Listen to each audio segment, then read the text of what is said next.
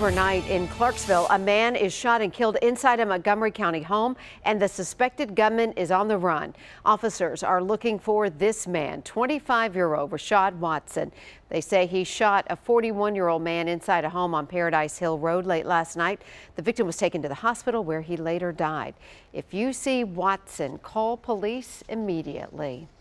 And another shooting in Clarksville last night, only police are calling this one a drive-by. We have some video, too, showing the gunman firing those shots at a teen who was riding his bike. And News Channel 5's Dan Kennedy is live from Vanderbilt Medical Center this morning with that video. Dan, how's the victim doing right now?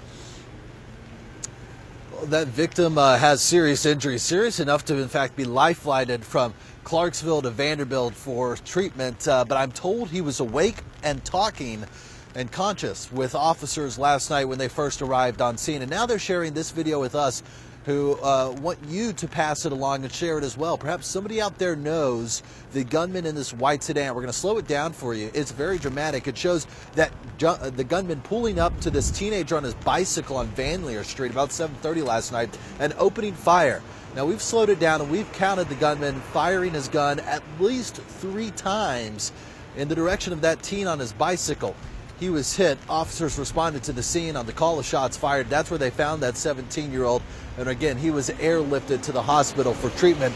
So detectives hoping somebody out there might recognize that white sedan or might know the people inside. Again, they're looking for at least 2 people. It appears the passenger was the one firing that gun. So if you know who's potentially driving that, please contact Clarksville Police. I've also shared that video on my Twitter and Facebook pages if you'd like to share it as well. Reporting live outside Vanderbilt Medical Center, Dan Kennedy, News Channel 5. Today marks 1 year since Tiffany Ferguson was killed in her Wedgwood home. Police say Christopher McLawhorn entered her apartment through an unlocked door and then stabbed her to death.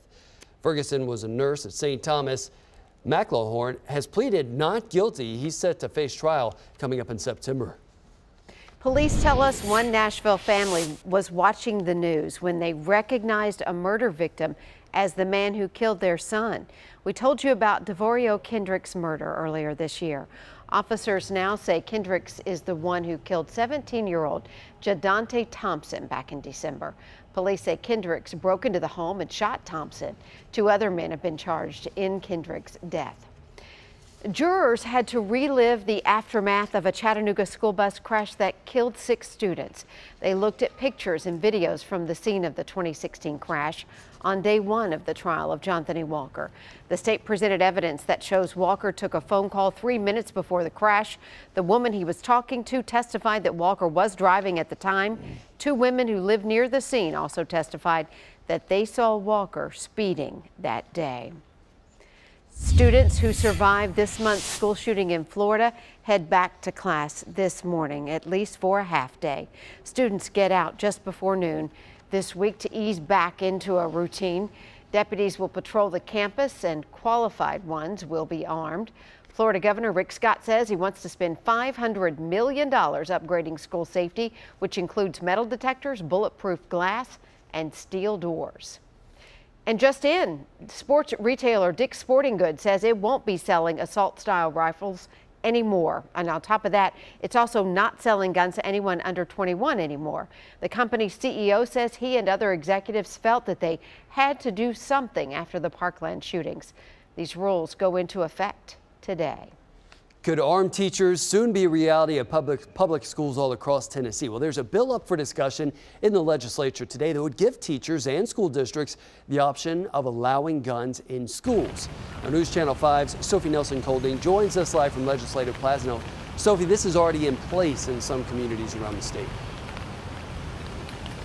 And this bill would just widen that existing law, which says that employees at K-12 schools in Wayne and Pickett County schools are allowed to carry concealed weapons if they have the training. But so far, none of the employees there have been able to do that training. But if this bill did pass, it would allow employees to carry a concealed weapon if they complete 40 hours of training and have a permit.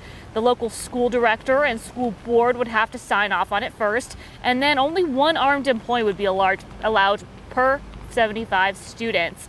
And local law enforcement would have to have a list of the people who are certified. The sponsor of this bill is Senator Joey Hensley. He says he's seen a lot of support for this kind of change.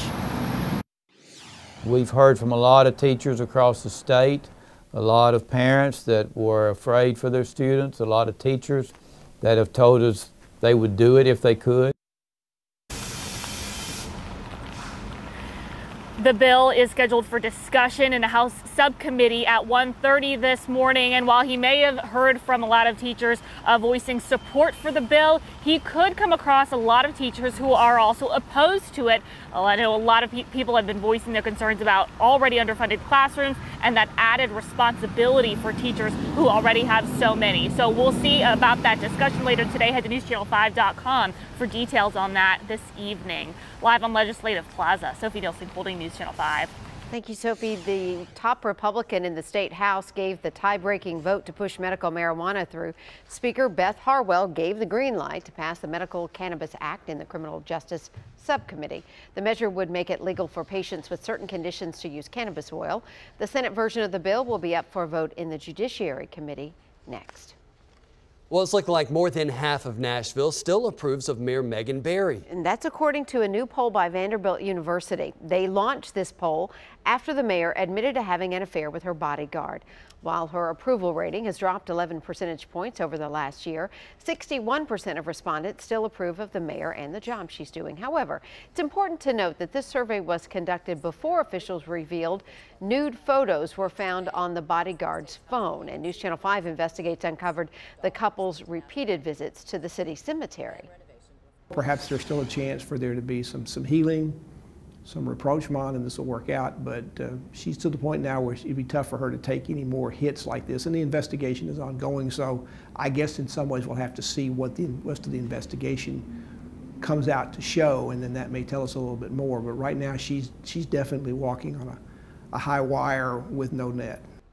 You can read and see more videos of what our Investigates team has uncovered surrounding the mayor's affair and claims of misuse of taxpayer money. NewsChannel5.com.